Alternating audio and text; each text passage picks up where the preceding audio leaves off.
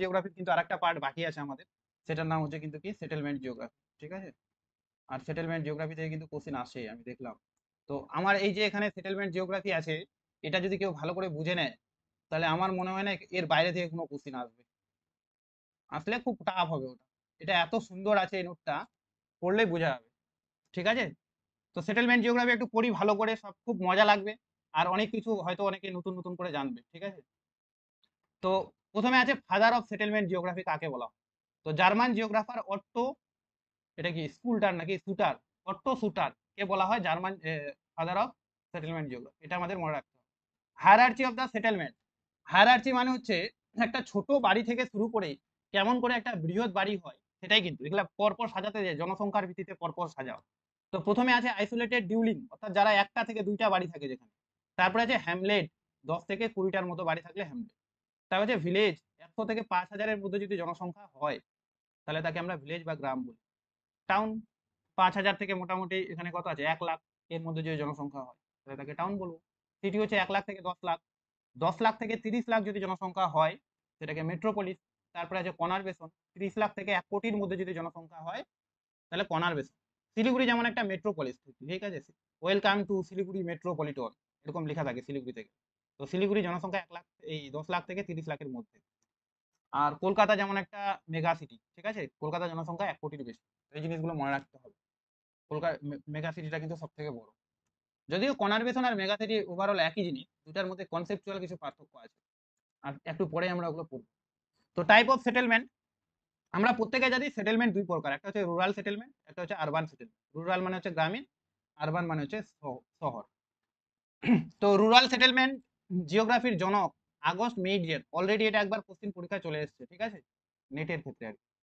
তো এই কোশ্চিনটা পরীক্ষা আসতেই পারে আবার, বলা যায় না যে কোন, কাকে সেটেলমেন্ট জিওগ্রাফির জনক বলা হয়, তাহলে এটা আমরা মনে রাখবো।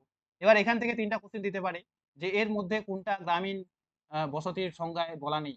মানে আমরা যদি গ্রামীণ বসতিকে সংজ্ঞায়িত করি সেন্সাস অনুসারে, তাহলে আমরা জানি যে জনসংখ্যা 5,000 জনের কম হতে হবে, প্রতি বর্গ কিমিতে 400 জনের কম হতে হবে, আর শতকরা 75% পুরুষ মানুষ কিন্তু কৃষিকাজে যুক্ত হতে হবে, তবেই কিন্তু তাকে আমরা গ্রামীণ বসতি বলে থাকি। সবাই জানি মোটামুটি এটা।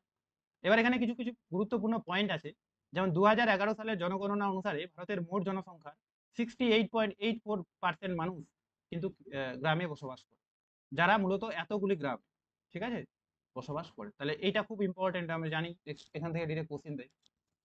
এবার যদি কেউ কেউ যদি জিজ্ঞেস করে তাহলে শহরে কতজন বসবাস করে, তাহলে আমরা 100 থেকে এটাকে বিয়োগ করে দেবো, একটা জাস্ট মনে রাখলে বাকিটা হয়ে যায়। মৌজা হলো গ্রামের সর্বনিম্ন প্রশাসনিক একক। অনেক সময় পরীক্ষা আছে যে গ্রামের সর্বনিম্ন প্রশাসনিক এককে কি বলা হয়, তো মৌজা বলা হয়। রঙ্গারঞ্জন কমিটি মতে, রঙ্গারঞ্জন কমিটির মতে যে কোনো ব্যক্তি যদি দৈনিক 47 টাকার, শহরে 47 টাকার কম এবং গ্রামে 32 টাকা ব্যয় করার সামর্থ্য না থাকে, তবে তাকে দরিদ্র হিসাবে গণ্য করা হয়। অর্থাৎ একটা গ্রামের মানুষ যদি একদিনে 32 টাকা করে খরচ না করতে পারে তাহলে সে গরিব। সামর্থ্য যদি না থাকে, সে কিপটামি করছে ওটা আলাদা ব্যাপার। আর শহরের ক্ষেত্রে ওটা 47 টাকা। এটা রঙ্গারঞ্জন কমিটির মতে, ঠিক আছে। এবার আছে ক্লাসিফিকেশন অফ রুরাল সেটেলমেন্ট, সবারই মোটামুটি জানা। কম্প্যাক্ট মানে গোষ্ঠীবদ্ধ, সেমি কম্প্যাক্ট মানে কি প্রায় গোষ্ঠীবদ্ধ এর উপর, যেটাকে ফ্র্যাগমেন্টেডও বলা হয়। তারপর আছে হেমলেটেড, আর তারপর আছে ডিসপার্স, ঠিক আছে। এই হলো ব্যাপার কতগুলো। কম্প্যাক্ট মানে অনেকগুলো একসঙ্গে, সেমি কম্প্যাক্ট মানে তার তুলনায় একটু কম কম্প্যাক্ট হবে। আর হ্যামলেটেড মানে ওই যে বললাম 10টা থেকে 20টা আলাদা করে বাস করছে। আর ডিসপার্স মানে ছড়িয়ে ছিটে, এখানে একটা এখানে একটা এখানে একটা, এরকম করে বাস করছে। তো এগুলো তো জানাই আছে সবার।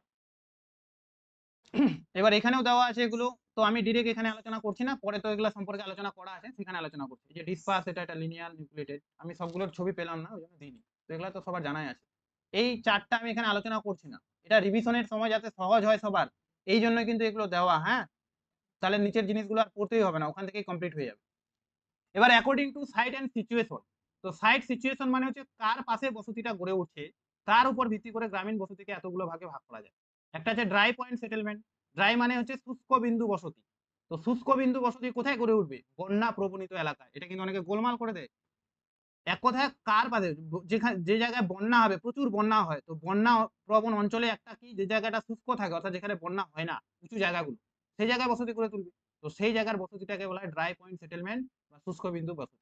আর ওয়েট পয়েন্ট সেটেলমেন্ট মানে আর্দ্র বিন্দু বসতি কোথায়, তাহলে যে জায়গায় জল পাওয়া যায় না, জল যেমন মরু অঞ্চল, সেই জায়গায় যদি অল্প কোথাও জল পাওয়া যায়, সেই জলকে কেন্দ্র করে যে বসতি গড়ে ওঠে তাকে বলা হয় wet point settlement. Bridging point মানে কি, কোনো ব্রিজের পাশে যদি গড়ে ওঠে। রুট ফোকাস মানে যেখানে অনেকগুলো রাস্তা এরকম করে মিলিত হয়, সেই জায়গায় যদি কোনো বসতি গড়ে ওঠে তাহলে রুট ফোকাস বলা হয়, মানে রুটকে কেন্দ্র করে আর কি। ডিফেন্স সেটেলমেন্ট কি, ডিফেন্স সেটেলমেন্ট একটা সময় খুব গড়ে উঠতো যখন মানে পৃথিবীর মানুষেরা, ভারতবর্ষ বা বিভিন্ন দেশের মানুষেরা বহিঃশত্রুকে খুব ভয় পেত। তো তখন তারা কি করতো, এমন একটা জায়গায় বসতি গড়ে তুলতো যার 3 দিকে পাহাড় আছে বা 3 দিকে নদী আছে, এরকম জায়গাগুলোতে।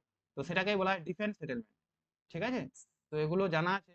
এবার এখান থেকে এরকম একটা কোশ্চিন আসে অনেক সময়, যেদিকে কিছু ডায়াগ্রাম দিয়ে দিল আর এদিকে কিছু দিয়ে দিল যে কোনটা ব্রিজিং পয়েন্ট কোনটা নোডাল পয়েন্ট সাজাও।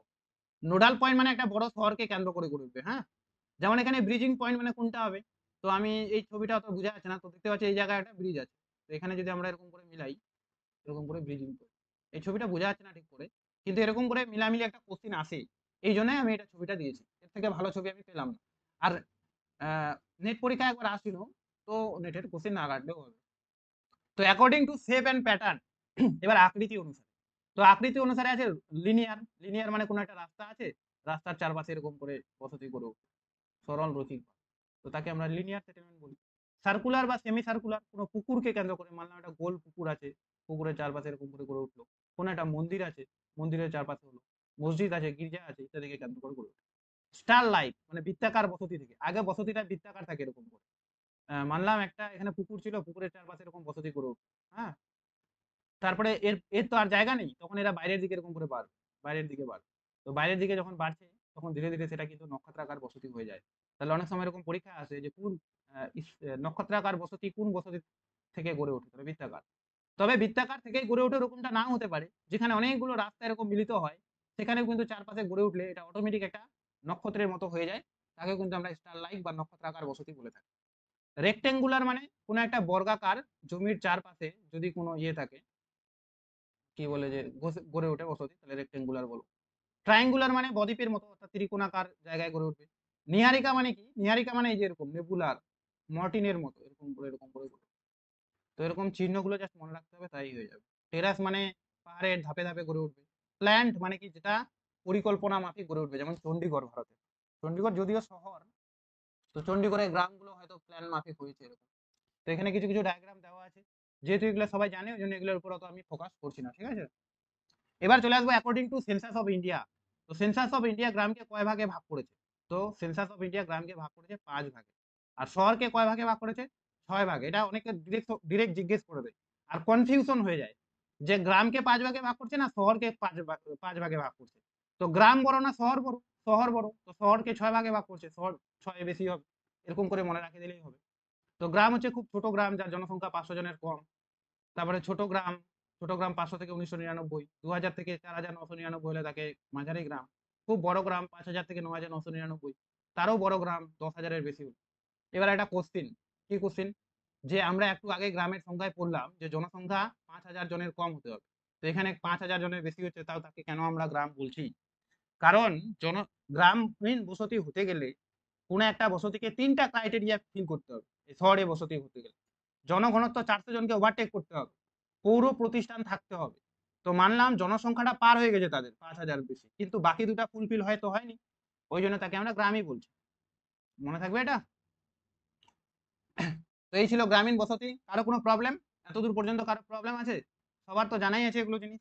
শহরে বসতিগুলো একটু উল্টাপাল্টা হতে পারে কারো। এখান থেকে বিশেষ করে যে সেন্সাস অফ ইন্ডিয়া কত ভাগে ভাগ করেছে এটা, আর হচ্ছে ওদিকে ওই যে ড্রাই পয়েন্ট ওয়েট পয়েন্ট, ওই কোশ্চেনগুলো পরীক্ষায় দেয়, আর বাকি এগুলা দেয় না।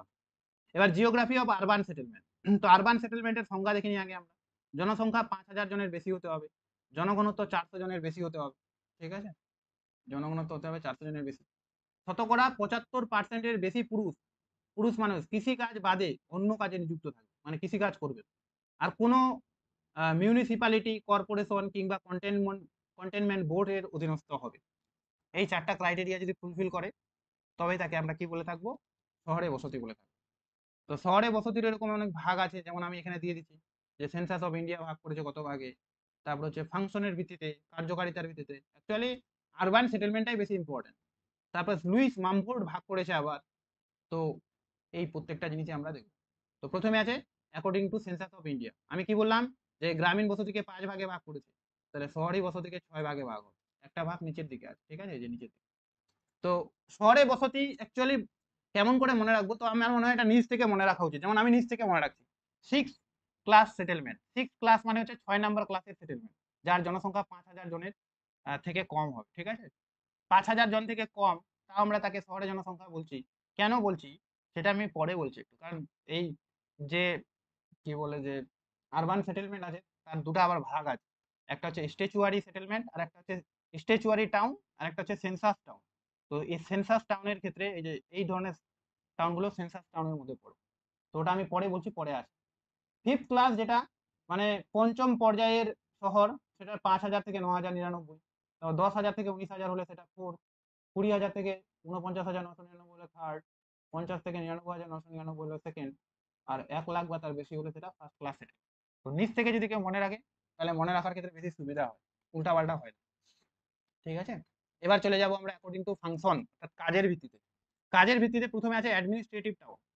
অ্যাডমিনিস্ট্রেটিভ টাউন মানে কি, কোনো একটা অ্যাডমিনিস্ট্রেশনকে কেন্দ্র করে বা কোনো একটা জেলার রাজধানীকে, ঠিক আছে। যেমন আমাদের উত্তর দিনাজপুরের সদর শহর রায়গঞ্জ, তো রায়গঞ্জের যে কর্ণজোড়ার ওই দিকটা আছে সেটাকে আমরা অ্যাডমিনিস্ট্রেটিভ টাউন বলতে পারি। যেমন চণ্ডীগড় আছে, প্যারিস আছে, লন্ডন আছে, ঠিক আছে, ব্রাসিলিয়া আছে। ইন্ডাস্ট্রিয়াল টাউন মানে যেটা ইন্ডাস্ট্রিকে কেন্দ্র করে, যেমন villi, Jamshedpur, Pittsburgh, Chicago, Osaka. পশ্চিমবঙ্গের দুর্গাপুর হবে, ঠিক আছে, আসানসোল হবে, এগুলো হবে। ডিফেন্স টাউন মানে ডিফেন্সকে কেন্দ্র করে, যে ব্যারাকপুর, ব্যারাকপুর সেনা ছাউনি আছে, যেখান থেকে 1857 সালের মহাবিদ্রোহ শুরু হয়েছিল। যোধপুর, গোয়ালিয়র, এই গোয়ালিয়রটা থেকে খুব প্রসিদ্ধ পরীক্ষায়। গোয়ালিয়র আছে এমপিতে, ঠিক আছে, মধ্যপ্রদেশ। তারপর আছে বার্লিন, তারপর আছে পোর্টসমাউথ, এরকম কয়েকটা জায়গা আছে। কমার্শিয়াল টাউনের মধ্যে উইনিপেগ, বেশিরভাগ ইন্ডিয়ার নামগুলো যাওয়ার চান্স। মুম্বাই, কমার্শিয়াল মানে বোঝা গেল ব্যবসা বাণিজ্যকে কেন্দ্র করে, তো মুম্বাই তো হবেই। হলদিয়া হবে, পারদ্বীপ হবে, ঠিক আছে, উড়িষ্যার পারদ্বীপ। তারপরে হচ্ছে রেসিডেন্সিয়াল মানে কোনো বসতিকে কেন্দ্র করে, যেমন রাজপুর, সল্ট লেক, এটা পরীক্ষায় খুব দেয়, গুরুগাঁও, এগুলো। রিলিজিয়াস টাউন যেমন বারাণসী, কাশী, মক্কা, ভ্যাটিকান সিটি, ইত্যাদি ইত্যাদি। হেলথ আর রিক্রিয়েশন টাউনকে কেন্দ্র করে, যেমন ক্যালিফোর্নিয়া, মিয়ামি, দুটাই কিন্তু ইউএসএ, ঠিক আছে। কালচারাল টাউন মানে সাংস্কৃতিক, যেমন শান্তিনিকেতন, খুব পরীক্ষা দেয়। অক্সফোর্ড, এটাও পরীক্ষা দেয় অনেক সময়। প্যারিস, ক্যামব্রিজ, এগুলো হচ্ছে পুরাতন সংস্কৃতি এখনো ধরে রেখেছে এরকম শহর। ট্রান্সপোর্ট টাউন মানে হচ্ছে যেমন শিলিগুড়ি। শিলিগুড়ি হচ্ছে উত্তর পূর্ব ভারতের প্রবেশদ্বার।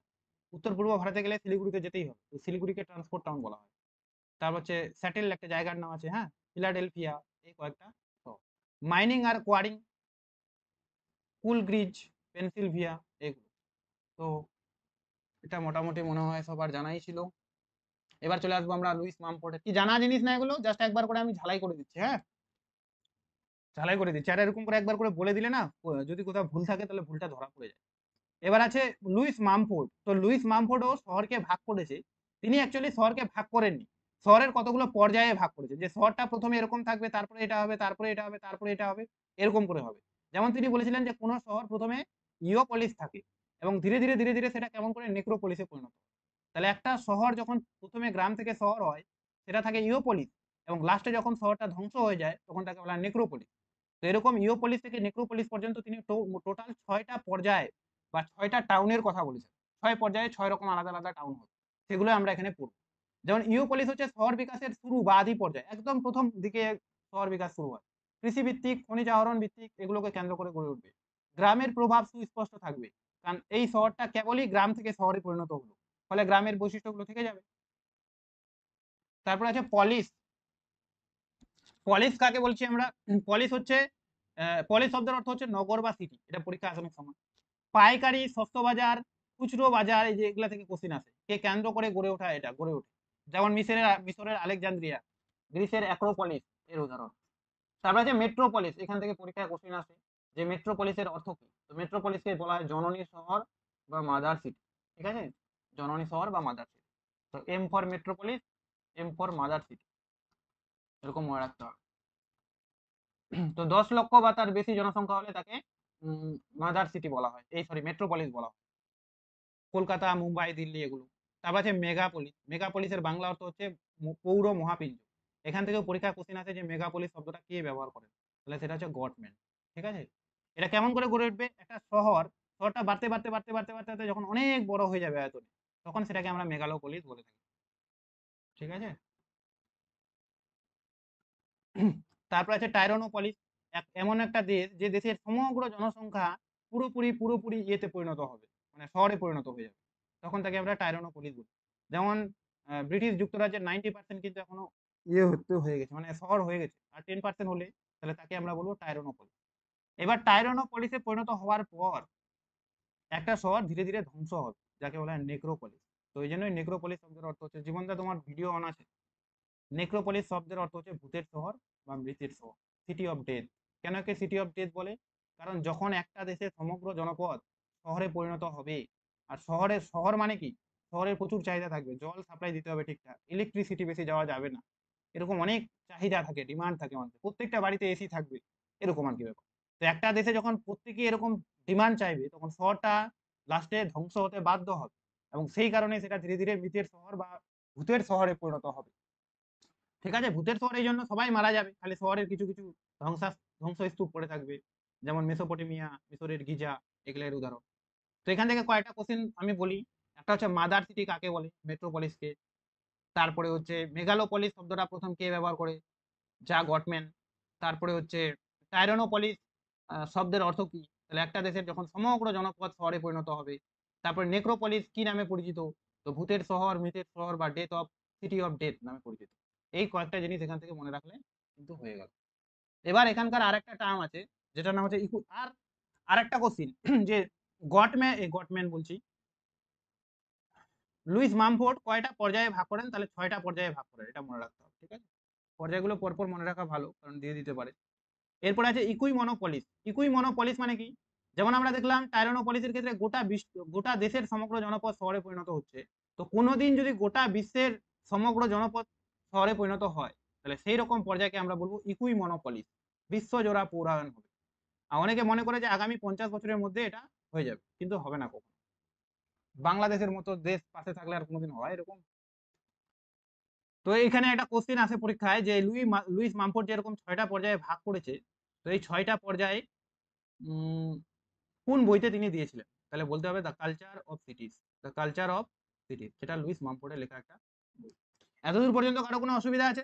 আমরা শহরের শ্রেণীবিভাগগুলো পড়লাম, কারো কোনো সমস্যা? সবাই মোটামুটি জানি এগুলো, হ্যাঁ? তো এবার আমরা কতগুলো কি টাউন পড়বো। কি টাউন মানে হচ্ছে খুব গুরুত্বপূর্ণ শহর আর কি, যেমন মেট্রোপলিস বা মিলিয়ন প্লাস সিটি। চার্জে দিদি, এক সেকেন্ড।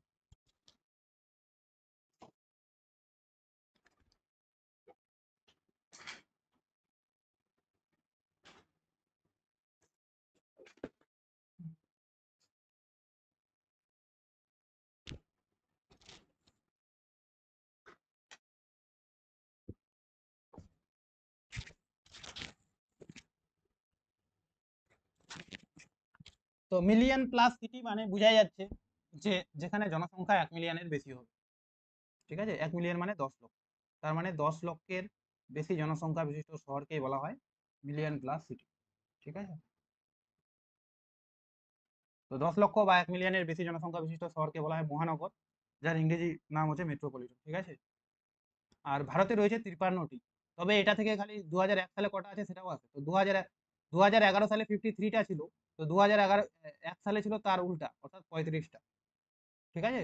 3টা আগে চলে আসবে, 5টা পরে চলে আসবে। এটা হলো 2001। তার আগে যদি জিজ্ঞেস করে 1991 সালে, তো 1991 সালে ছিল 23টা। তার আগে 1981 সালে ছিল 12টা। ঠিক আছে? তো 12, 23, 35, 53। তো এই লাস্টের দুটো মনে রাখলেই। তো ভারতের প্রথম মেট্রোপলিস কোনটা? কলকাতা। এটা পরীক্ষা আসে না সময়। সর্বশেষ, সর্বশেষ মানে 2011 সেন্সাস অনুসারে, তাহলে সেটা হলো রাজস্থানের কোটা। আর অন্যান্য উদাহরণ যেমন দিল্লি, কলকাতা, চেন্নাই, এগুলো হচ্ছে এর উদাহরণ। ঠিক আছে? তো এখান থেকে কিছু ইনফরমেশন আছে, 10 লক্ষের বেশি কাকে মিলিয়ন প্লাস সিটি বলা হয়, তাহলে জনসংখ্যা যদি 10 লক্ষের বেশি হয়। তারপরে ভারতে কয়টা আছে 2011 সাল অনুসারে? 53টা। প্রথম কোনটা? কলকাতা। সর্বশেষ কোনটা? রাজস্থানের কোটা। ঠিক আছে? এবার চলে আসবো আমরা মেগা সিটি, যার জনসংখ্যা হচ্ছে 1 কোটি বা 10 মিলিয়নের বেশি। 1 কোটি বা 10 মিলিয়নের বেশি। তো বিশ্বে রয়েছে 29টা, এটা 2013 সাল অনুসারে। এখন দেখলাম আমি 37 থেকে 40 এরকম দেখাচ্ছে। ঠিক আছে? এক্সাক্ট কোনো ইয়ে নেই। তো এটা চেঞ্জ হয়ে যায় অনেক সময়, ওই জন্য এটা জিজ্ঞেসও করে না। তো 2013 সালে অনুসারে ছিল সব থেকে বড় টোকিও, তারপরে দিল্লি, তারপরে সাংহাই, সাও পল, পরপর আছে কিন্তু Mexico city, Beijing, Mumbai, Osaka. কিন্তু এটা হয়তো এখন চেঞ্জ হয়েছে, এগুলা দেয় না পরীক্ষা এরকম। ভারতেরটা দেয়। ভারতের সব থেকে বড় দিল্লি, তারপরে মুম্বাই, কলকাতা, বেঙ্গালুরু, চেন্নাই। ভারতে এই পাঁচটাই কিন্তু এখনো পর্যন্ত মেগা সিটি রয়েছে, যার জনসংখ্যা 1 কোটির বেশি। ঠিক আছে, 1 কোটির বেশি জনসংখ্যা রয়েছে এই পাঁচটা মেগা সিটিতে। এবার পড়বো আমরা গ্লোবাল সিটি। গ্লোবাল সিটি কি? গ্লোবাল সিটি মানে হচ্ছে যাকে গ্লোবাল সিটিকে অনেক সময় বলা হয় ওয়ার্ল্ড সেন্টার বা ওয়ার্ল্ড সিটি, আর বলা হয় আলফা সিটি। তো গ্লোবাল সিটি হচ্ছে সেই সিটিটা যেটা বিশ্বের অর্থনীতিকে প্রভাবিত করে। মানে এমন একটা শহর যে শহরটা খালি সেই দেশেরই গুরুত্বপূর্ণ শহর নয়, বরং গোটা বিশ্বের গুরুত্বপূর্ণ শহর। যেমন আমরা আমাদের দেশের মুম্বাই শহরকে বলতে পারি মুম্বাই। মুম্বাই যদি কোনোদিন ধ্বংস হয়ে যায়, তো খালি আমাদের লস হবে না, গোটা বিশ্বেরই মোটামুটি লস হবে যারা মুম্বাইয়ের সঙ্গে কানেকশন রেখেছে। তো এই শব্দটা আমাদের মনে রাখলেই হবে যে বিশ্বের অর্থনীতিকে প্রভাবিত করে এমন সিটিকে বলা হয় গ্লোবাল সিটি। আর এই গ্লোবাল সিটি শব্দটা ব্যবহার করেন শশিকা সাসেন। শশিকা সাসেন তার একটা বইতে the global city, new York, London এবং টোকিও, এই তিনটা শহর নিয়ে তিনি লিখেন, এবং সেই বইতেই তিনি প্রথম গ্লোবাল সিটি শব্দটা ব্যবহার করেন। ঠিক আছে, শশিকা সাসেন। গ্লোবাল সিটি কি? যেটা বিশ্বকে প্রভাবিত। তারপরে আছে এজ সিটি। এজ শব্দের অর্থ হচ্ছে প্রান্ত, অর্থাৎ কোনো একটা শহর আছে এরকম বড় শহর, এই শহরের একবারে প্রান্তের দিকে, ঠিক আছে, যদি কোনো শহর গড়ে ওঠে তাকে আমরা বলবো এজ সিটি। তো শহরের প্রান্তে গড়ে উঠে যে স্থানটি একসময় গ্রাম ছিল, অর্থাৎ এই স্থানটা একসময় গ্রাম ছিল কিন্তু এখন শহর হয়ে গেছে, সেই ধরনের শহরকে বলা হয় এজ সিটি। এজ সিটির কথা, এজ সিটি কথাটার অর্থ ব্যবহার করে জোয়েল গারেউ তার একটা বইতে, edge city life on the new frontier. বইটার নামটা মনে রাখতে হবে না, কারণ লেখা আছে এজ সিটি, তাই লোকটার নাম মনে রাখতে হবে, জোয়েল গারেউ। ঠিক আছে, এটার আবার তিনটা প্রকার আছে। যদি শপিং মলকে কেন্দ্র করে গড়ে তাকে বুমার্স বলে। যদি কোনো সাব আরবান এরিয়াকে কেন্দ্র করে, মানে কৃষি জমিকে কেন্দ্র করে গড়ে ওঠে, তাহলে তাকে গ্রিনফিল্ড বলে। আর আপটাউন মানে পুরনো কোনো শহরকে কেন্দ্র করে, যেমন ওল্ড মালদা, মানলাম ওল্ড মালদা যে আছে ওই জায়গায় একটা শহর গড়ে ওঠে, তাহলে সেটাকে আমরা বলবো আপটাউন, মানে ওই টার্মটা ধীরে ধীরে উপরে উঠছে এরকম। তারপরে আছে আরবান অ্যাগ্লোমারেশন, এটা খুব ইম্পর্টেন্ট, যার বাংলা অর্থ হচ্ছে পৌরপিণ্ড। আর কনারবেশন, যার বাংলা হচ্ছে পৌরপুঞ্জ। এই পৌরপিণ্ড আর পৌরপুঞ্জের মধ্যে অনেকের গোলমাল হয়ে যায়। তো পৌরপিণ্ডটা কি? একটি বৃহৎ শহর বাড়তে বাড়তে আরো বৃহত্তর হলে, মানলাম এটা কলকাতা শহর, এটা আরো বাড়লো, আরো বাড়লো, আরো বাড়লো, তো একটা শহর থেকে ধীরে ধীরে বড় হয়ে যাচ্ছে, তাহলে এটাকে বলো পৌরপিণ্ড। সেন্সাস অফ ইন্ডিয়া প্রথম এই শব্দটা ব্যবহার করে, যেমন কলকাতা পৌরপিণ্ড। তো পৌরপুঞ্জ কোনটা? পৌরপুঞ্জ হচ্ছে একসাথে লাগোয়া একগুচ্ছ শহর, এই লাইনটাই খুব ইম্পর্টেন্ট।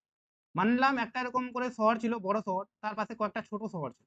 এবার এই ছোট শহর থেকে জনসংখ্যা বাড়তে বাড়তে এদিকে চলে গেছে, আর বড় শহর থেকে এদিকে চলে গেছে এরকম। তাহলে তারা একটা সময় কি হয়ে যাবে? একসঙ্গে মিলে যাবে। তো এরকম যদি একসঙ্গে লেগে যায়, জয়েন লেগে যায়, তখন তাকে বলা হচ্ছে কি? কনারবেশন বা পৌর পুঞ্জ। পুঞ্জ কথার অর্থ হচ্ছে একসঙ্গে অনেকগুলো গুছিয়ে উঠবে এরকম। আর পিণ্ড মানে একটাই ধীরে ধীরে বাড়বে।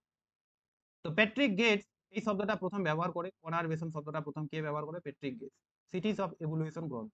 এটা পরীক্ষা দেয় অনেক সময়, সিটিজ অফ এভলিউশন গ্রন্থটা কাল। তারপর আরেকটা আছে স্ট্যান্ডার্ড আরবান এরিয়া।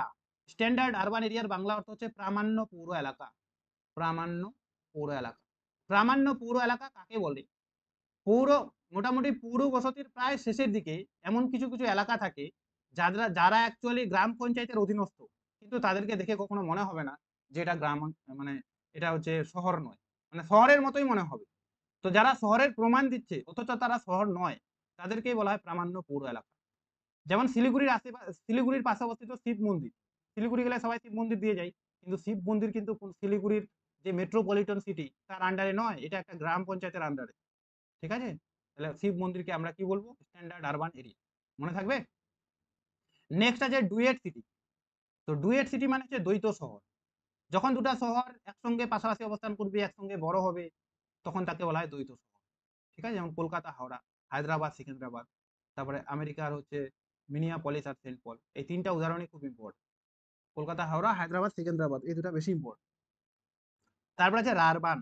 রারবান কথাটা এসেছে রুরাল প্লাস আরবান থেকে, যে রুরাল প্লাস আরবান, রুরালের রার আর আরবানের বান হয়ে গেছে রারবান।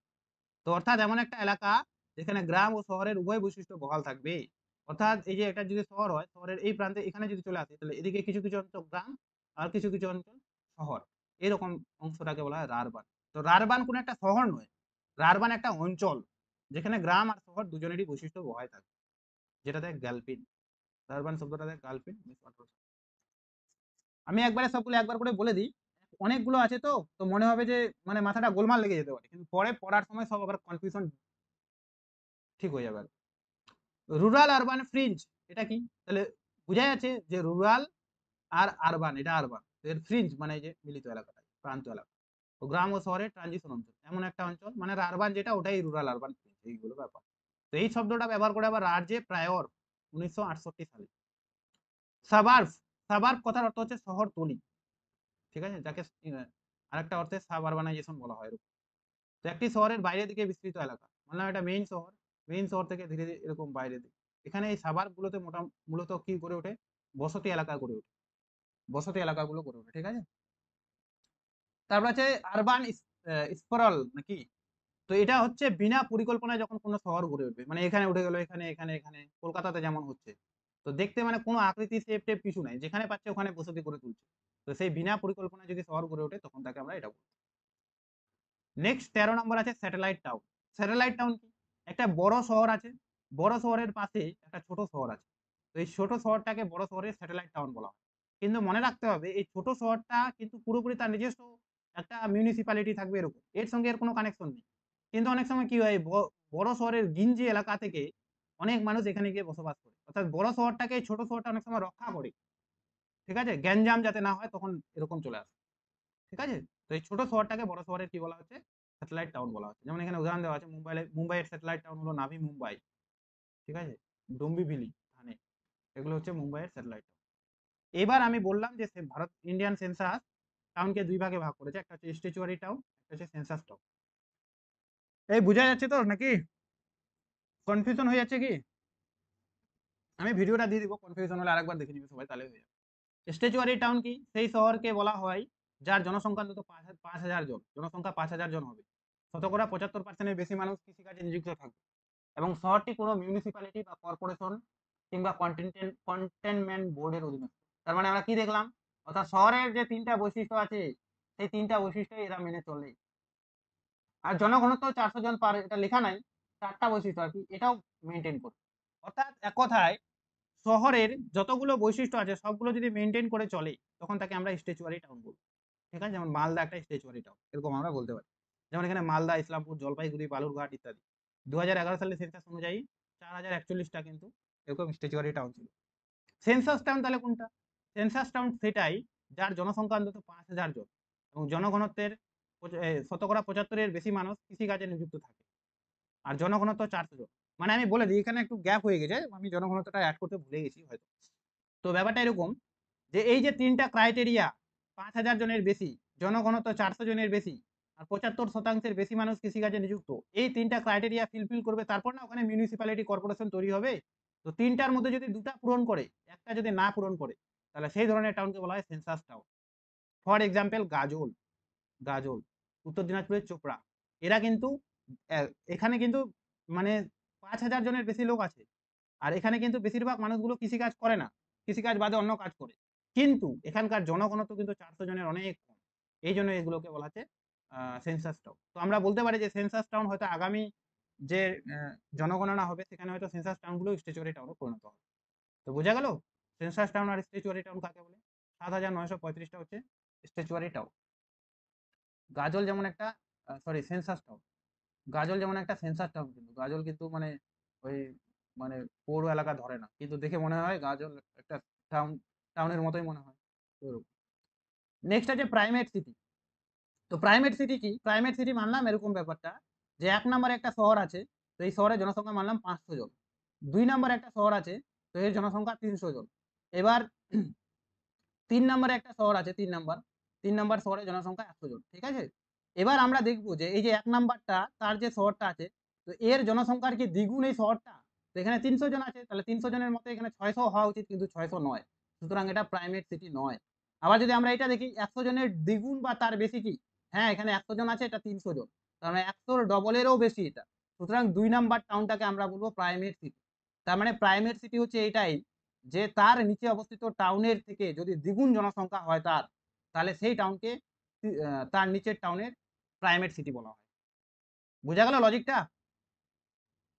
যে কি বললাম যে একটা টাউন আছে, সেই টাউনের নিচে যে টাউনটা আছে তার তুলনায় দ্বিগুণ জনসংখ্যা হতে হবে, তবেই সেই প্রথম টাউনটাকে নিচের টাউনের প্রাইমেট সিটি বলা হয়, যে শব্দটা প্রথম মার্ক জেফারসন ব্যবহার করে। তো ভারতে উদাহরণ, তো ভারতে যদি আমরা গোটা দেশব্যাপী দেখি, যে ভারতের যে মেইন দেশগুলো যেমন দিল্লি, মুম্বাই, কলকাতা, চেন্নাই, পুনে এগুলো, তো এই দেশগুলোর জনসংখ্যা এরকম, মানলাম এটা দিল্লি ২ নম্বর, মুম্বাই, চেন্নাই এরকম। এই দেশগুলোর জনসংখ্যা ২ নাম্বার, মানে ২ নাম্বার শহরের তুলনায় ১ নাম্বারটা কখনোই ডবল নয়। তার কাছাকাছি, এটার থেকেও ডবল নয়। তো এরকম দেশব্যাপী কোনো শহর নেই, প্রাইমেট সিটি নেই। কিন্তু আমরা যদি রাজ্য বেসিসে দেখি, তাহলে হ্যাঁ রাজ্য বেসিসে হবে। যেমন মুম্বাই পুনের চেয়ে ৫ গুণ বেশি জনসংখ্যা বিশিষ্ট, চেন্নাই কোয়েম্বাটুরের থেকে ৫ গুণ জনসংখ্যা বিশিষ্ট, কিন্তু দেশ বেসিসে নাই। এটা আমাদের মনে রাখতে হবে। তো এত কিছু দেয় না, দেয় খালি এটাই যে প্রাইমেট সিটি শব্দটা প্রথম কে ব্যবহার করেন, মার্ক জেফারসন। এটুকু মনে রাখলেই হবে। তারপর আছে আমল্যান্ড বা উমল্যান্ড। তো উমল্যান্ড হচ্ছে দ্য ল্যান্ড অ্যারাউন্ড, অর্থাৎ এটা মেইন শহর, এই মেইন শহরের আশেপাশের যে এলাকাটা, যে এলাকার লোকেরা পুরোপুরি এই শহরের উপর নির্ভরশীল। মানলাম এটা রায়গঞ্জ, আর এর চারপাশে হচ্ছে দুর্গাপুর, তারপরে এরকম কয়েকটা জায়গা, যে জায়গার লোকেরা প্রতিদিন এখানে আসে টিউশন ফিউশন পড়তে আসে এরকম, ঠিক আছে, আবার চলে যায়। তো এই এই যে শহর, একটা শহর, শহরের কাজকর্ম যত দূর পর্যন্ত প্রবাহিত হয়, সেই অংশটাকে বলা হয় আমল্যান্ড বা উপল্যান্ড। একে অনেক সময় ক্যাচমেন্ট এরিয়া বলা হয়, ঠিক আছে। এই অঞ্চলটা শহর থেকে ১ থেকে ২ ঘন্টা দূরে অবস্থিত। এটা বড় শহরের ক্ষেত্রে বলেছে, ছোট শহরের ক্ষেত্রে এরকম হয়। কলকাতা থেকে ১ থেকে ২ ঘন্টার আন্ডারে যারা আছে, তাদেরকে বলা হয় কলকাতার উমল্যান্ড এরকম। এই শব্দটা ব্যবহার করে আন্দ্রে অ্যালিক্স। তাহলে অমল্যান্ড শব্দটা কে ব্যবহার করে? আন্দ্রে অ্যালিক্স। এবার আরেকটা আছে আরবান ব্লাইট। আরবান ব্লাইট মানে কি? কোন শহর উন্নতির চরমে পৌঁছানোর পর এবং শহরের পরিষেবা ক্রমশ নষ্ট হলে তাকে নগরীয় জরাবস্থা বলে। অর্থাৎ আরবান ব্লাইট শব্দের অর্থ হচ্ছে নগরীয় জরাবস্থা। একটা শহরে যখন চরম উন্নতি হয়ে যাবে, যেমন কলকাতার চরম উন্নতি হয়ে গেছে কথার কথা, ওই জন্য কলকাতাটা এখন ধীরে ধীরে নষ্ট হয়ে যাচ্ছে, এত দূষণ হয়ে গেছে, এরকম হয়ে গেছে। তো ওটাই, মানে অনেকটা হচ্ছে ওই ইয়ের মতো, টাইর, কি যেন ছিল, মিতের শহর যেটা ছিল না, ওটার মতো। তবে আলফা সিটি আমি অলরেডি বললাম, যেটা বিশ্বের অর্থনীতিকে প্রভাবিত করে, সেটাকে বলা আলফা সিটি। বিটা সিটি কি? বিটা সিটি হচ্ছে সেই শহরটা যেটা আলফা সিটি থেকে ছোট হবে, এবং এ বিশ্বের অর্থনীতিকে প্রভাবিত করবে না, কিন্তু বিশ্বের অন্যান্য কাজকর্ম যেমন বাণিজ্য, প্রযুক্তি, সংস্কৃতি, উদ্ভাবনের জন্য গুরুত্বপূর্ণ, ঠিক আছে, এরকম। মানে অর্থনীতি যেমন, যেমন হচ্ছে আমাদের ইয়ে কি বলে যে শান্তিনিকেতন, যেমন, তো শান্তিনিকেতন টাউনটা যদি নষ্ট হয়ে যায়, তো কি বিশ্বের অর্থনীতি নষ্ট হয়ে যাবে? কিন্তু শান্তিনিকেতন টাউনটা যদি নষ্ট হয়ে যায় কথার কথা, তাহলে শান্তিনিকেতনে যারা বিদেশ থেকে পড়তে আসছিল, রবীন্দ্রনাথের কালচারটাকে গ্রহণ করছিল, তারা তো আর আসতে পারবে না। তাহলে খালি তো ইন্ডিয়ার লস হলো না, গোটা বিশ্বেরই লস হলো। সুতরাং শান্তিনিকেতনকে একটা বিটা টাউন বলা যেতে পারে। গামা সিটি হচ্ছে এই বিটার থেকেও আরো ছোট, ঠিক আছে, তুলনামূলকভাবে কম গুরুত্বপূর্ণ। ছোট ছোট যে শহরগুলো আছে, যেগুলোর অত প্রভাব নেই, একটা দেশের মধ্যেই তার প্রভাব সীমাবদ্ধ, সেই শহরগুলোকে আমরা বলবো গামা সিটি। তো আলফা বিটা গামা মনে রাখতে হবে। আলফা মানে বড়, বিশ্বের অর্থনীতিকে প্রভাবিত করবে।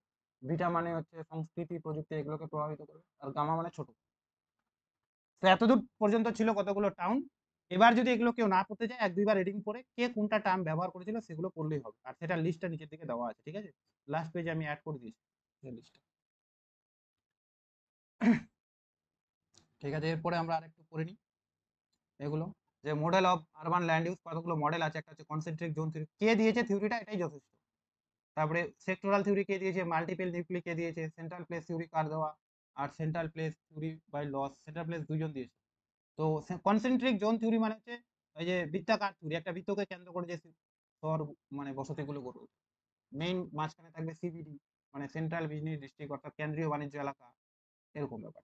তো এটা কে দিয়েছে? এটা দিয়েছে ইডব্লিউ বার্জেস, 1924 সালে দিয়েছিল। তারপরে 1927 সালে এটাকে ইংলিশে মানে পুনরায় আবার পরিমার্জন করে দিয়েছে। কিসের উপর ভিত্তি করে? এটা পরীক্ষা দেয় যে কনসেন্ট্রিক জোন থিওরিটা কোন শহরকে উপর ভিত্তি করে দেওয়া, তাহলে শিকাগো বা চিকাগো টাউনের উপর ভিত্তি করে দেওয়া। আর এটা অনেক সময় ecological theory of city structure নামেও পরিচিত। তো আমি ডিরেক্ট ছবিতে চলে যাচ্ছি, ছবিটা দেখলে আমাদের এটা হয়ে যায়। তো এটা আর কি পুরোপুরি রিং ছিল, আমি রিংটায় গোটা এরকম হতো। তো এই মাঝখানে গড়ে উঠবে একটা সিবিডি বা সেন্ট্রাল বিজনেস ডিস্ট্রিক্ট, মানে বড় বড় অট্টালিকা থাকবে এখানে, হোটেল, তারপরে লজ, শপিং মল, এগুলো থাকবে, কিন্তু এখানে কোনো বসতি থাকবে। এর পাশে আরেকটা বৃত্তে এই সিবিডি কে কেন্দ্র করে গড়ে উঠবে ট্রানজিশন জোন।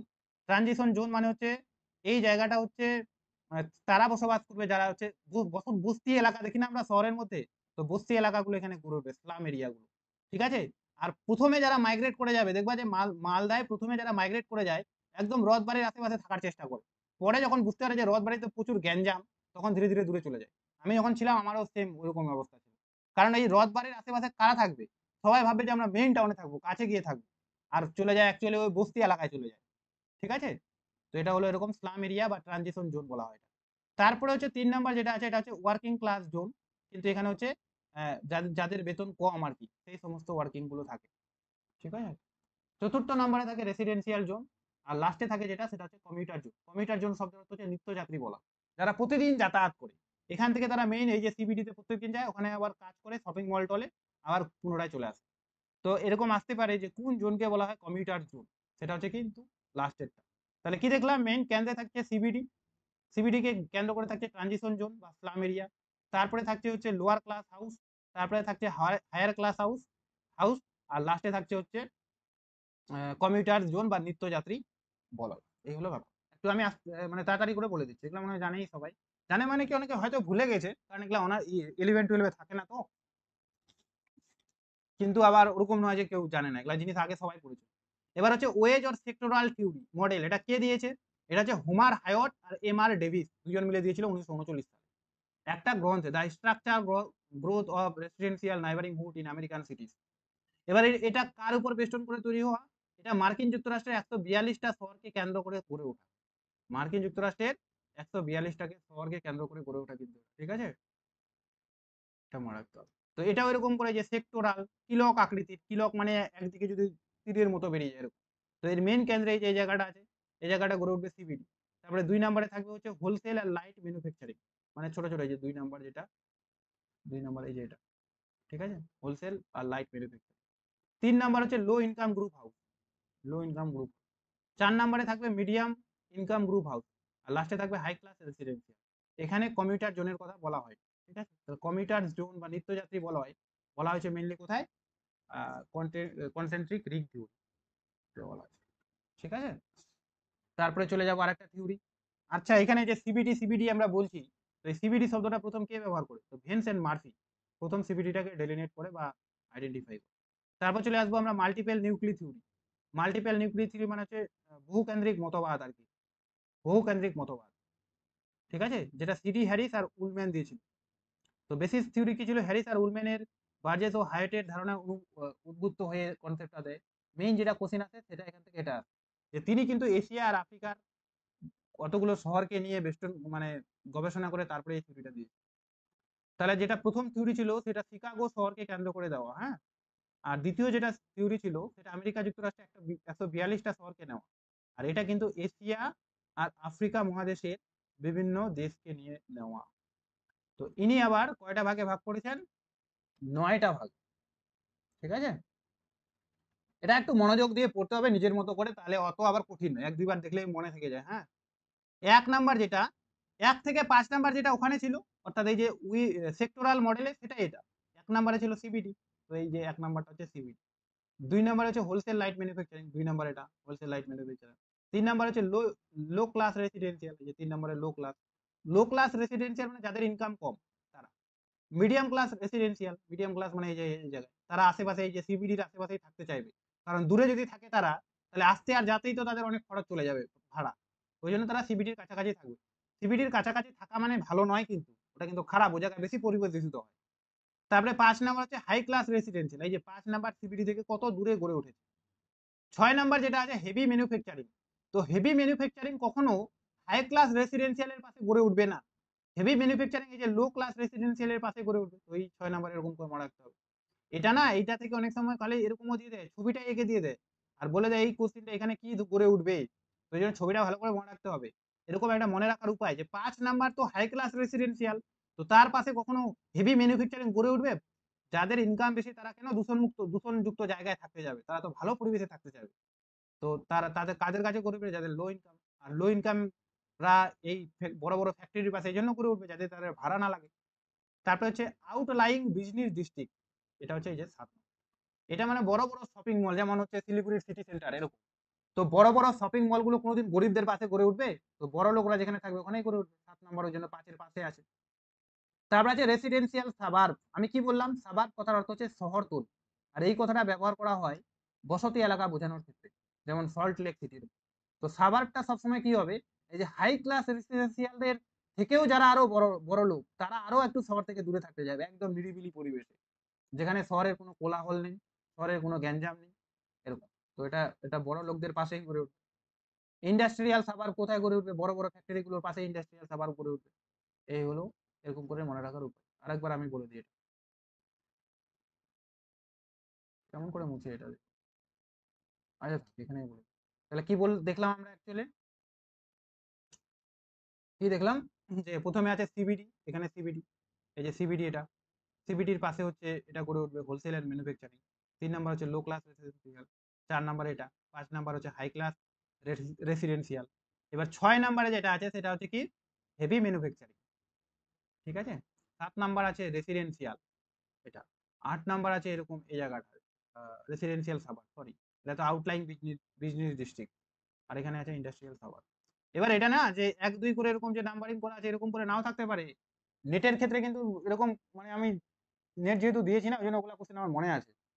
তো ওখানে কিন্তু নাম্বারিং গুলো চেঞ্জ করে দেয় যে এটা 1 নাম্বার, তো এটাতে 1 নাম্বার দিয়ে দিল, এটাতে 1 নাম্বার। তো চোখ বন্ধ করে একদম 1 নাম্বার মানেই সিবিডি, ওরকম কিন্তু করাটা মুশকিল হবে। আগে আগে আমরা কোশ্চেনটা দেখব।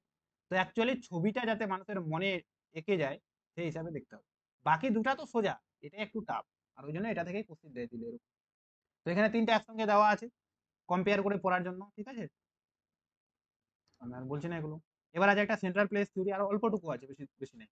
সেন্ট্রাল প্লেস থিওরি ক্রিস্টালারের দেওয়া, হ্যাঁ। তো সেন্ট্রাল প্লেস থেকে একটা কোশ্চেন আছে যে কে প্রথম সেন্ট্রাল প্লেস শব্দটা ব্যবহার করে। তো সেন্ট্রাল প্লেস শব্দটা প্রথম মার্ক জেফারসন ব্যবহার করে, কিন্তু এই নিয়ে তত্ত্ব দেয় ক্রিস্টেলার। তো central place theory was given by Walter Christaller, অর্থাৎ যদি বলে সেন্ট্রাল প্লেস তত্ত্বটা কার দেওয়া তাহলে হচ্ছে ওয়াল্টার ক্রিস্টেলার হবে। কিন্তু যদি বলে সেন্ট্রাল প্লেস টার্মটা কে ব্যবহার করেছে, শুধুমাত্র টার্মটা এটা, ঠিক আছে, শব্দটা, তাহলে এটা আমরা বলবো মার্ক জেফারসন। তো এই দুটা গোলমাল লাগে অনেকের। তো জার্মানির ছিলেন, আর central place of southern Germany নামক একটা গ্রন্থে তার থিওরিটা দিয়েছিলেন, হ্যাঁ। তো তিনি তার থিওরিটার 3টা কনসেপ্ট ছিল, একটা হচ্ছে থ্রিশোল্ড, একটা হচ্ছে রেঞ্জ, একটা হচ্ছে অ্যারেঞ্জমেন্ট অফ দ্য সেটেলমেন্ট। আচ্ছা থ্রিশোল্ড শব্দটার মানে কারো জানা আছে? থ্রিশোল্ড থ্রিশোল্ড শব্দটার অর্থ হচ্ছে ন্যূনতম, ঠিক আছে, ন্যূনতম। যেমন কেউ যদি জিজ্ঞেস করে যে শহরের শহরের থ্রিশোল্ড পপুলেশন কত, শহরের থ্রিশোল্ড পপুলেশন কত, তার মানে শহরের ন্যূনতম জনসংখ্যা কত হওয়া উচিত, তাহলে আমরা বলবো 5000। তো থ্রিশোল্ড শব্দের অর্থ হচ্ছে মিনিমাম পপুলেশন, এটা মনে রাখতে হবে যে মিনিমাম মানে মিনিমাম একটা জায়গায় শহর হতে গেলে কতজন দরকার এরকম। তো থ্রিশোল্ড মানে মিনিমাম পপুলেশন, এই থিওরিতে এটা মনে রাখতে হবে আমাদের। রেঞ্জ মানে হচ্ছে মিনিমাম ডিস্টেন্স, মানে আমি একটা আমি আমি মানলাম একটা কেক খাবো, কেক, তো কেক খেতে নিশ্চয়ই আমি রায়গঞ্জ চলে যাব না, তো কেক খেতে আমি কাছাকাছি জায়গায় যাব। আবার যদি আমি একটা বাইক কিনি তাহলে বাইকটা কেনার জন্য আমি কিন্তু অনেক দূরে চলে যেতে পারি, রায়গঞ্জ কেন, রায়গঞ্জ পার হয়ে মালদা পর্যন্ত চলে যেতে পারি। তো ওই জিনিসটা বোঝাতে তিনি রেঞ্জ শব্দটা ব্যবহার করেছেন। তো রেঞ্জ মানে হচ্ছে মিনিমাম ডিস্টেন্স, বলছে মিনিমাম ডিস্টেন্স কিন্তু গুডস অ্যান্ড সার্ভিসের অনুসারে কিন্তু চেঞ্জ। আমি কি পণ্য কিনবো তার উপর ভিত্তি করে আমি কত দূর যাব সেটা নির্ভর করবে। আমি যদি চা খেতে যাই তাহলে নিশ্চয়ই আমরা ইটারের কাছাকাছি জায়গায় যাব, কিন্তু আমি যদি কোনো বড় কোনো ভালো পার্টি করতে চাই বন্ধুদের নিয়ে তাহলে নিশ্চয়ই ইটার থেকে একটু বাইরেও যেতে পারি, এরকম ব্যাপার। অ্যারেঞ্জমেন্ট অফ দ্য সেটেলমেন্ট, তো তার মতে তিনি হেক্সাগোনাল শেপের উপর ফোকাস করেছিলেন। হেক্সাগোনাল মানে হচ্ছে ষড়ভুজ, এই টার্মটা কিন্তু মনে, ষড়ভুজ, ঠিক আছে, ষড়ভুজ এর কথা বলেছে। যেগুলো আমি বলছি এগুলাই পয়েন্ট ইম্পর্টেন্ট, কে ষড়ভুজের কথা বলেছে কে। এবার সব থেকে বেশি যেটা প্রশ্ন আসে সেটা হচ্ছে তার প্রিন্সিপালের উপর। তিনি 3টা প্রিন্সিপালের কথা বলেছিলেন, একটা মার্কেট প্রিন্সিপাল, একটা হচ্ছে ট্রান্সপোর্ট বা ট্যারিফ প্রিন্সিপাল, একটা হচ্ছে অ্যাডমিনিস্ট্রেটিভ প্রিন্সিপাল। তো মার্কেট প্রিন্সিপালকে তিনি K3 দ্বারা চিহ্নিত করেছেন, আর এই যে ট্রান্সপোর্ট প্রিন্সিপালকে তিনি K4 দ্বারা, আর অ্যাডমিনিস্ট্রেটিভকে তিনি K7 দ্বারা। কে হচ্ছে ধ্রুবক। তো এটা মনে রাখার একটা উপায় আছে, মার্কেট শব্দটা বানানটা ছোট সুতরাং ওটা K3 হবে, তারপরে ট্রান্সপোর্ট বানানটা সুতরাং ওটা K4 হবে, সব থেকে বড় বানান হচ্ছে অ্যাডমিনিস্ট্রেটিভ সুতরাং এটা K7 হবে।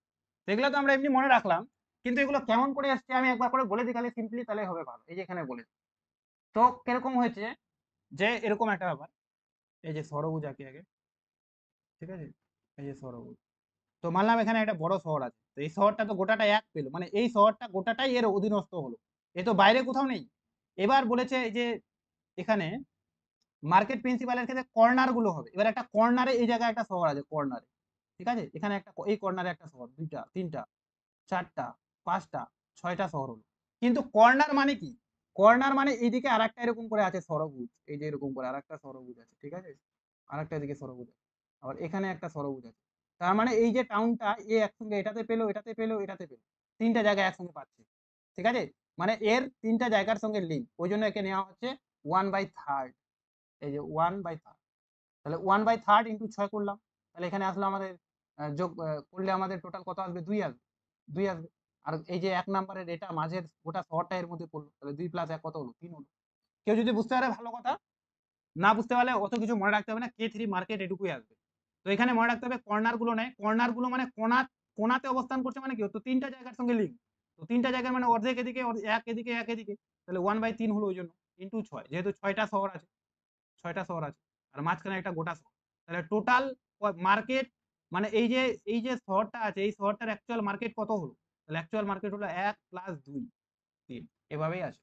এবার ট্রান্সপোর্ট প্রিন্সিপাল, তো ট্রান্সপোর্ট প্রিন্সিপালের ক্ষেত্রে তিনি বলেছেন যে এবার কর্নার গুলো হবে না, এবার হচ্ছে এজ গুলো হবে, এজ, এজ কথার অর্থ হচ্ছে প্রান্তগুলো, প্রান্ত মানে কি, এই যে এটা, তো এখানে মিডিলে অবস্থান করবে, এখানে অবস্থান করবে। এবার কিন্তু কর্নার গুলো তো হচ্ছে না, এখানে, এখানে, এখানে, তো 1 নাম্বার তো গোটা একটা শহর আছেই, এটা তো 1+ হলোই। এবার এবার এই যে আছে, এ কিন্তু দুইটা শহরকে, কারণ এরকম করে যদি হয়, এরকম করে যদি হয়, তো এদিকে একটা হলো, এদিকে একটা হলো, তো কর্নারে নেই, তাহলে কি এবার কি হবে, 1/2 ইন্টু কয়টা আছে, একটা, দুটা, তিনটা, চারটা, পাঁচটা, 6টা হলো, তাহলে 6 করলে কত হবে, এটা এটা এটা 3 হলো, এদিকে 3 + 1 কত হলো, 4 হলো, এভাবে কিন্তু আসছে, ঠিক আছে।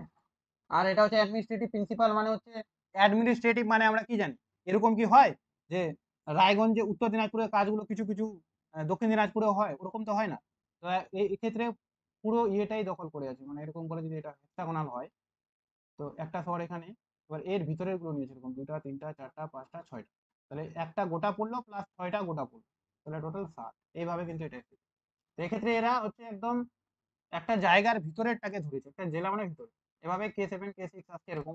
আর পরীক্ষা অনেক সময় এরকমও দিতে পারে, আমি একবার করে বলে দিই, যদি কারো বুঝতে প্রবলেম হয় পরে ভিডিওটা দেখলে বুঝে যাবে। হ্যাঁ, এই যে এখানে আছে এক, এক মানে এই যে গোটাটা পেলো, 2 মানে হচ্ছে সবগুলো মিলে, এই যে সবগুলো মিলে এখানে 6 × 1/3 করে 2 হলো না।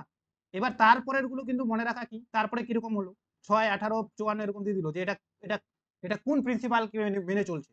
তাহলে হচ্ছে এটা আমরা কেমন করে দেখবো, যে ভাগ দিব, 18/3, অর্থাৎ 3-এর গুণিতক যদি হয়, 18/3, 6 ভাগ মিলে যাচ্ছে, 54/3 মানে 18, 18 3 54, 54 3 এটা, এটা 3 এটা, এটা এরকম 3 গুণ গুণ গুণ করে যদি যায়, তার মানে বুঝবো এটা মার্কেট প্রিন্সিপাল। ঠিক এখানে ওরকম প্রথমে 1 আর 3 এটা চেঞ্জ হবে না, 1 আর 3, তারপরে তারপরে আমরা দেখবো 4 2 8, 4 8 32, ঠিক আছে, 32 4 এটা, তারপরে হচ্ছে 128 4 এটা, এটা 4 এটা, অর্থাৎ 4 দিয়ে গুণ গুণ করে যদি মিলে, তাহলে বলবো আচ্ছা এটা তো ট্রান্সপোর্ট প্রিন্সিপালকে মানছে। তারপরে ঠিক ওরকম এটা 1 আর 6 তো হবেই, মানে 1 নাম্বার একটা আর 6 নাম্বার একটা, তো এই দুটা মনে রাখতে হবে। তারপর এটা 6 7 42, তারপর 42 সাথে এটা, এটা সাথে এটা, এটা সাথে এটা, এটা সাথে এটা, অর্থাৎ 7 দিয়ে যদি ভাগ মিলে, তাহলে বুঝবো ওটা অ্যাডমিনিস্ট্রেটিভ প্রিন্সিপালকে মেনে চলছে। ব্যাস, এত কিছু যদি মনে রাখা হয়, তাহলে আমার মনে হয় না যে হচ্ছে ক্রিস্টালারের থিওরি থেকে কোশ্চেন আসলে কেউ না পারবে না, এরকম মনে হয়, ঠিক আছে।